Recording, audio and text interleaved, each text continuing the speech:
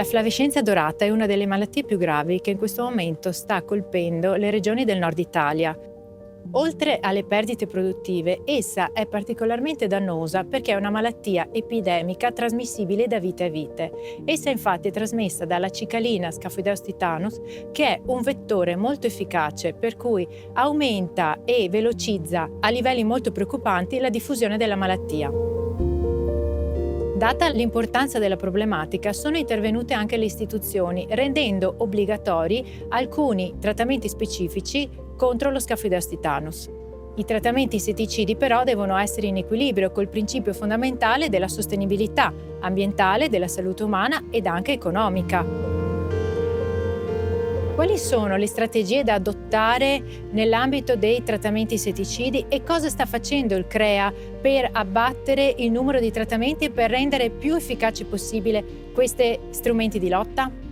Oltre allo studio sui geni della resistenza alla flavescenza dorata, il CREA sta portando avanti in collaborazione con le aziende produttrici e distributrici di prodotti fitosanitari anche la ricerca su nuove molecole insetticide che possono aggiungersi ai prodotti che sono già presenti in commercio.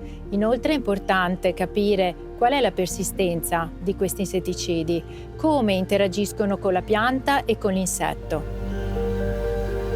Abbiamo capito che uno degli elementi che fanno la differenza è come questi prodotti vengono utilizzati in vigneto.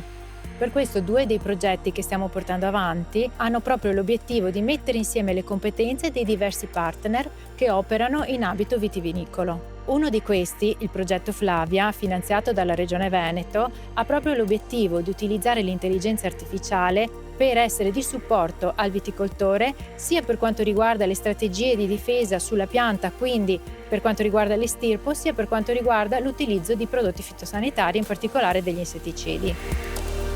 Con l'intelligenza artificiale vogliamo creare un sistema di riconoscimento dei sintomi della malattia che non solo permetta al viticoltore di riconoscere le piante malate e quindi da estirpare, ma che lo faccia anche per tempo fin dai sintomi precoci, in modo da eliminare fin da subito l'inoculo in vigneto.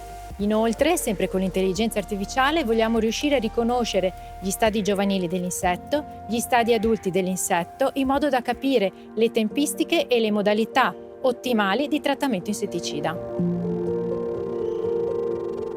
Un ruolo importante ha la tempistica dei trattamenti e la modalità dei trattamenti. L'elemento interessante del progetto Flavia è la messa in condivisione di competenze molto diverse, di biologi, entomologi, di ingegneri, tutti al servizio delle aziende vitivinicole. Questa condivisione è presente anche nel progetto terzista, dove però le competenze che vengono messe in condivisione sono quelle dei ricercatori del CREA, quelle delle aziende di terzisti e quelle delle aziende vitivinicole.